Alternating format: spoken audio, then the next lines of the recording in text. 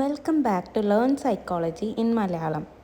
ഇന്ന് നമ്മൾ നോക്കുന്നത് സോഷ്യൽ സൈക്കോളജിയിലെ ഒരു തിയറി ആയിട്ടുള്ള കോഗ്നിറ്റീവ് ഡിസൊണൻസ് തിയറിനെ കുറിച്ചാണ്. ഈ ഒരു തിയറി പ്രൊപ്പോസ് ചെയ്തിട്ടുള്ള ആളാണ് ഫെസ്റ്റിഞ്ചർ. ഫെസ്റ്റിഞ്ചർ ഒരു അമേരിക്കൻ സോഷ്യൽ സൈക്കോളജിസ്റ്റാണ്. ഇദ്ദേഹം ഇത് കൊണ്ടുവന്നിട്ടുള്ള ഇയർ ഏതാണെന്ന് വെച്ചാൽ 1957 നമുക്കൊരു എക്സാമ്പിൾ വെച്ച് സ്റ്റാർട്ട് ചെയ്താലോ?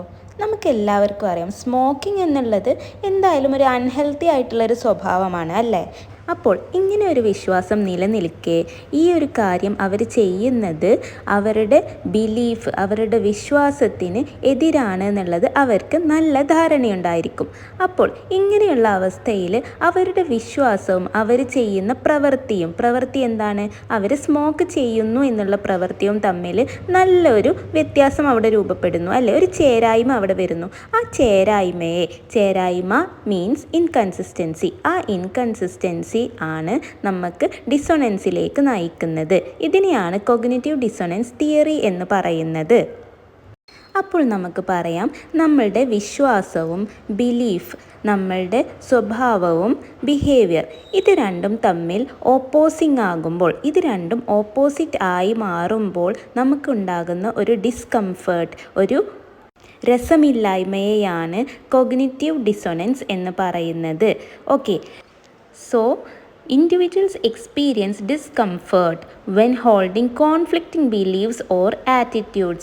നമ്മളുടെ ബിലീഫിന് എതിരായിട്ട് നമ്മളിൽ നിന്ന് എന്തെങ്കിലും ആക്ഷൻസ് വരുമ്പോൾ നമുക്കുണ്ടാകുന്ന ഇൻകൺസിസ്റ്റൻസിയാണ് കോഗ്നിറ്റീവ് ഡിസൊണൻസ് തിയറി ചൂണ്ടിക്കാണിക്കുന്നത്.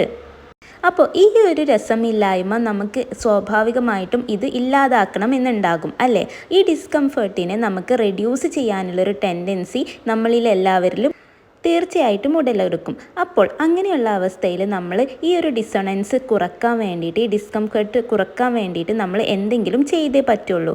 അപ്പോൾ എന്തൊക്കെ കാര്യങ്ങളാണ് ഇതിന് സൊല്യൂഷനായിട്ട് നമുക്ക് കണ്ടെത്താൻ വേണ്ടിയിട്ട് കഴിയുക എന്നുള്ളതാണ് നെക്സ്റ്റ് നമ്മൾ നോക്കുന്നത്. ആദ്യത്തെ സൊല്യൂഷനാണ് ചേഞ്ച് ബിലീഫ് എന്നുള്ളത്. നമ്മളുടെ വിശ്വാസത്തെ ചേഞ്ച് ചെയ്യുക. ഇപ്പോൾ നമ്മൾ സ്മോക്കിങ്ങിൻ്റെ എക്സാമ്പിൾ പറഞ്ഞിട്ടുണ്ട് അല്ലേ? അപ്പോൾ സ്മോക്കിങ്ങിൻ്റെ എക്സാമ്പിളിൽ തന്നെ നമുക്കതിൻ്റെ സൊല്യൂഷനും കാണാം. വിശ്വാസത്തെ നമുക്ക് എങ്ങനെയൊക്കെ ചേഞ്ച് ചെയ്യാം? ഒന്നെങ്കിൽ നമുക്ക് പറയാം, സ്റ്റഡീസ് ക്യാൻസറിലേക്ക് നയിക്കും, സ്മോക്കിംഗ് എന്നുള്ളത് ക്യാൻസറിലേക്ക് നയിക്കും എന്നുള്ളത് തെറ്റായിട്ട് കണ്ടുപിടിച്ചതായിരിക്കാം എന്ന് നമുക്ക് നമ്മളെ തന്നെ വിശ്വസിപ്പിക്കാം. അല്ല എന്നുണ്ടെങ്കിൽ നമുക്ക് ഇങ്ങനെയും വിശ്വസിക്കാം. എന്തെന്ന് വെച്ചാൽ, എന്നാൽ എല്ലാവരും സ്മോക്ക് ചെയ്യുന്നുണ്ട്, ഈ സ്മോക്ക് ചെയ്യുന്നവരിലെല്ലാം ക്യാൻസർ കാണേണ്ടതില്ലേ, അങ്ങനെ കാണുന്നില്ലല്ലോ എന്നും നമുക്ക് നമ്മളെ തന്നെ വിശ്വസിപ്പിക്കാൻ പറ്റുന്നതാണ്. പക്ഷേ ഇത് കേൾക്കുമ്പോൾ തന്നെ നിങ്ങൾക്ക് തോന്നുന്നുണ്ടാവും അല്ലേ, ഇത് എത്രത്തോളം പ്രാക്ടിക്കലാണ്, നമ്മൾക്ക് എത്രത്തോളം നമ്മൾ ചെറുപ്പം തൊട്ടേ, നമ്മുടെ ചൈൽഡ്ഹുഡ് തൊട്ടേ നമുക്ക് അറിയാവുന്ന ഒരു സംഗതിയാണ് സ്മോക്കിംഗ് എന്നുള്ളത് എന്തായാലും നല്ലൊരു കാര്യമല്ല എന്നുള്ളത്. അപ്പോൾ ഈ ഒരു സംഗതിനെ നമുക്ക് ചേഞ്ച് ചെയ്യുക എന്നുള്ളത് എന്താണ്, വളരെ ബുദ്ധിമുട്ടേറിയൊരു കാര്യമാണ്. നമ്മുടെ ബിലീഫ് എന്ന് പറയുന്നത് നമുക്കറിയാം, കാലാകാലം നിലനിൽക്കുന്ന സ്റ്റേബിൾ ആയിട്ടുള്ളൊരു സംഗതിയാണ് അല്ലേ നമ്മുടെ വിശ്വാസങ്ങൾ എന്നുള്ളത്.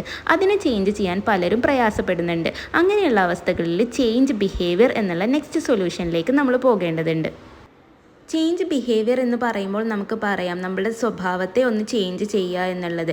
ഈ കേസിൽ നമുക്കിങ്ങനെ പറയാം, നമുക്ക് സ്മോക്കിംഗ് തൽക്കാലത്തേക്ക് നിർത്താം എന്നുള്ളത് പറയാം. അങ്ങനെ പറഞ്ഞു കഴിഞ്ഞിട്ട് നമ്മളത് പ്രാവർത്തികമാക്കുകയും ചെയ്ത് കഴിഞ്ഞാൽ നമുക്ക് മനസ്സിലാക്കാം എന്താണെന്ന് വെച്ചാൽ, നമുക്ക് ആ ഒരു ഇൻകൺസിസ്റ്റൻസി, ആ ഒരു ഡിസ്കംഫേർട്ട് നമ്മളിൽ നിന്നും ഒഴിഞ്ഞു പോയി എന്നുള്ളത്. നമ്മുടെ വിശ്വാസത്തോടനുസരിച്ചുള്ള ആക്ഷൻ തന്നെ നമ്മൾ ചെയ്തു.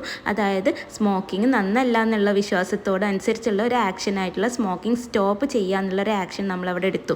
അല്ലാന്നുണ്ടെങ്കിൽ ബിലീഫ് ചേഞ്ച് ചെയ്യുമ്പോൾ നമ്മൾ എന്ത് ചെയ്യുന്നു, ഓക്കെ, നമ്മുടെ ആക്ഷനോട് അനുകൂലമായിട്ടുള്ളൊരു ബിലീഫാണ് ഞാനിപ്പോൾ എടുത്തിട്ടുള്ളത് എന്നുള്ളത് വിലയിരുത്തിക്കൊണ്ട് നമ്മൾ എന്ത് ചെയ്യാണ്, ആ ഒരു ഇൻകൺസിസ്റ്റൻസി അവിടെ റെഡ്യൂസ് ചെയ്യാണ് ചെയ്യുന്നത്.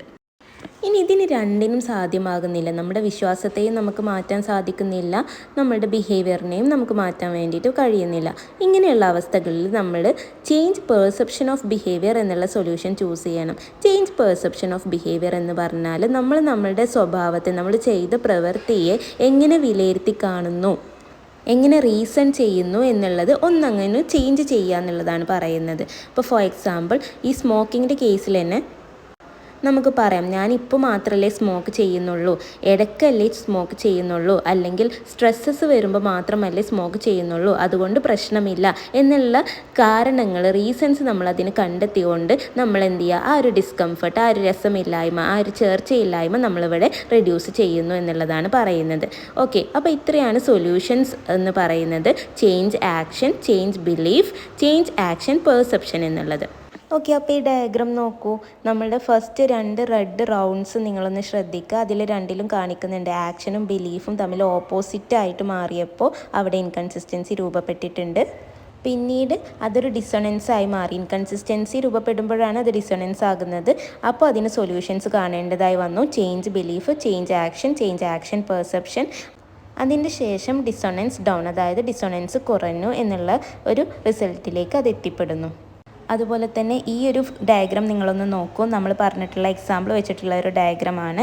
ബിലീഫും ആക്ഷനും രണ്ട് വഴിയിലേക്ക് തിരിഞ്ഞപ്പോൾ, അതായത് belief smoking cigarette is unhealthy, blue ബോക്സിൽ കാണിക്കുന്നത്.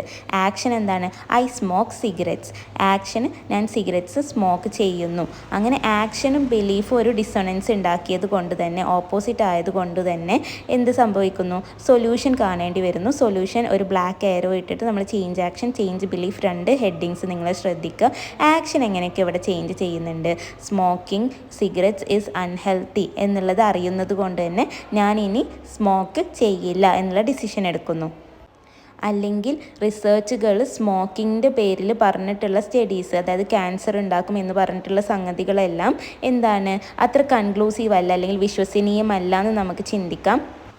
തന്മൂലം തന്നെ നമ്മൾ സ്മോക്കിംഗ് തുടരുകയും ചെയ്യുന്നു. ഓക്കെ, അപ്പോൾ ഇങ്ങനെയൊക്കെയാണ് നമ്മൾ സൊല്യൂഷൻസ് കാണുന്നത്. അപ്പോൾ ഈ ഒരു ഫിഗർ നിങ്ങൾ കണ്ടോ, കോഗ്നിറ്റീവ് ഡിസൊണൻസ് എക്സ്പ്ലെയിൻ ചെയ്യുന്നത്. റെഡും ബ്ലൂവും നമ്മുടെ ആക്ഷനെയും ബിലീഫിനെയും ഡിനോട്ട് ചെയ്യുമ്പോൾ ആദ്യത്തെ ഫിഗറിൽ ആക്ഷനും ബിലീഫും ഈക്വൽ ആയിരുന്നില്ല. അപ്പോൾ നമ്മൾ ഒന്നിനോടൊന്ന് മാച്ച് ആവുന്ന രീതിയിൽ അതിനെ ചേഞ്ച് ചെയ്യുന്നു എന്നുള്ള ഒരു ഫിഗറാണ് ഇതിൽ കാണിക്കുന്നത്. ഇതുപോലുള്ള വീഡിയോസിന് വേണ്ടിയിട്ട് learn psychology in Malayalam channel ഒന്ന് സബ്സ്ക്രൈബ് ചെയ്തിടുക. എങ്കിൽ മാത്രമേ യൂട്യൂബിൽ നിങ്ങൾ ഓപ്പൺ ചെയ്യുമ്പോൾ അപ്ഡേറ്റ്സിൽ ഈ വീഡിയോസ് കാണുകയുള്ളൂ. ഇനിയും നിങ്ങൾക്ക് ഡൗട്ട്സ് ഉള്ള ടോപ്പിക്സ് ഏതൊക്കെയാണ് അതൊക്കെ ഒന്ന് കമൻസിൽ കമൻറ്റ് ചെയ്യുകയാണെന്നുണ്ടെങ്കിൽ ഇനി ഉള്ള വീഡിയോസ് അതിനെ ഫോക്കസ് ചെയ്തിട്ടുള്ള ടോപ്പിക്സ് അപ്ലോഡ് ചെയ്യുന്നതായിരിക്കും. ഇനി നമ്മൾ നോക്കുന്നത് നമ്മൾക്ക് എന്തുകൊണ്ടാണ് കോഗ്നിറ്റീവ് ഡിസൊണൻസ് ഉണ്ടാകുന്നത്, അതിൻ്റെ കാരണങ്ങളെക്കുറിച്ച് ഡിസ്കസ് ചെയ്യാനാണ്. What causes cognitive ഡിസൊണൻസ്?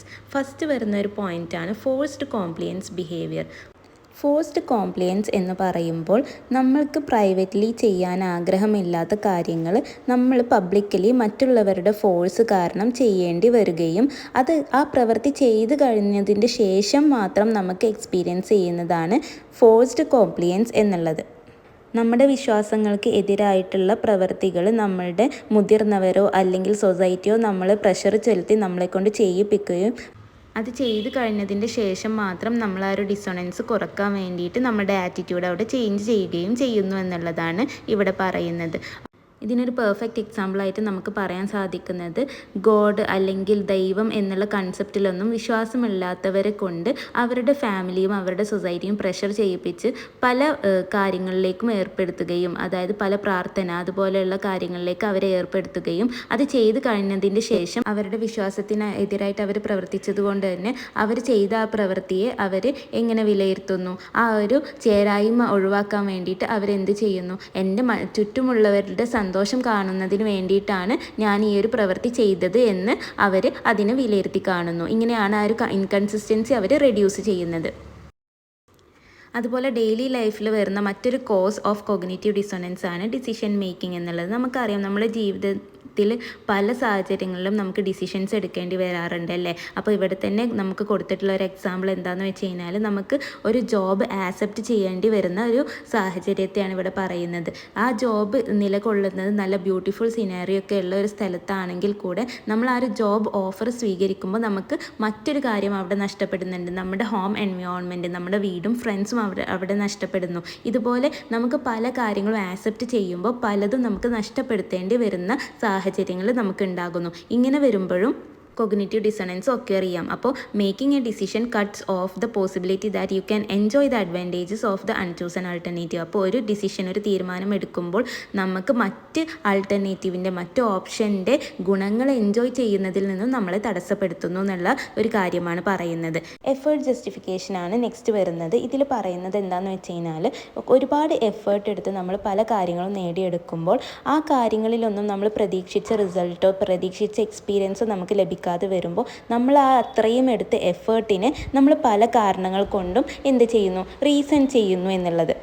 നമ്മൾ നമ്മളെ തന്നെ കൺവിൻസ് ചെയ്യുകയാണ്. അതായത് ഞാനെടുത്ത എഫേർട്ട് അത്ര വലിയ എഫേർട്ടൊന്നും ആയിരുന്നില്ല, അല്ലെങ്കിൽ ആ എഫേർട്ട് എടുക്കുമ്പോഴൊക്കെ ഞാൻ എവിടെയോ എൻജോയ് ചെയ്യുന്നുണ്ടായിരുന്നു എന്നൊക്കെ പറഞ്ഞിട്ട് നമ്മൾ വലിയ എഫേർട്ട് എടുത്തതിൻ്റെ റിസൾട്ട് നമുക്ക് ലഭിച്ചിട്ടില്ല. അതുകൊണ്ട് തന്നെ നമ്മൾ നമ്മളെ തന്നെ സമാധാനിപ്പിക്കുന്ന ഒരു സംഗതിനെയാണ് എഫേർട്ട് ജസ്റ്റിഫിക്കേഷൻ എന്ന് പറയുന്നത്. നമ്മളെടുത്ത എഫേർട്ടിനെ നമ്മൾ ജസ്റ്റിഫൈ ചെയ്യുന്നു. എന്തുകൊണ്ട്? നമുക്ക് കിട്ടിയ ഗോള് നമ്മൾ പ്രതീക്ഷിച്ചതിന് ഓപ്പോസിറ്റായി വന്നതുകൊണ്ട് എന്നുള്ളതാണ്. ഇതിനൊരു എക്സാമ്പിളായിട്ട് നമുക്ക് പറയാം. നമ്മൾ കുറേ എഫേർട്ട് എടുത്തിട്ട് നമ്മളൊരു നല്ല കോളേജിലേക്ക് അപ്പോയിൻമെൻറ്റ് വാങ്ങിക്കുകയും കോളേജിലേക്ക് എത്തിയപ്പോൾ ടോട്ടലി അൺഎക്സ്പെക്റ്റഡ് ആയിട്ടുള്ള എക്സ്പീരിയൻസ് നമുക്ക് ആ കോളേജിൽ നിന്നും വരികയും ചെയ്യുമ്പോൾ നമ്മളതെങ്ങനെ റീസൺ ചെയ്യുന്നു? ഇതിലേക്ക് കയറി കിട്ടാൻ വേണ്ടിയിട്ട്, ഈ അപ്പോയിൻമെൻറ്റ് എനിക്ക് കിട്ടാൻ വേണ്ടിയിട്ട് ഞാൻ അങ്ങനെ ഒരുപാട് എഫേർട്ടൊന്നും എടുത്തിട്ടില്ല എന്ന് നമ്മളതിനെ റീസൺ ചെയ്യുന്നു. ഇതിനെയാണ് എഫേർട്ട് ജസ്റ്റിഫിക്കേഷൻ എന്ന് പറയുന്നത്. So learn psychology in Malayalam channel subscribe ചെയ്യുക. അതുപോലെ തന്നെ ഡൗട്ട്സ് ആൻഡ് ക്ലാരിഫിക്കേഷൻസ് എല്ലാം കമൻറ്റ് ബോക്സിൽ ചോദിക്കുക. Have A nice day.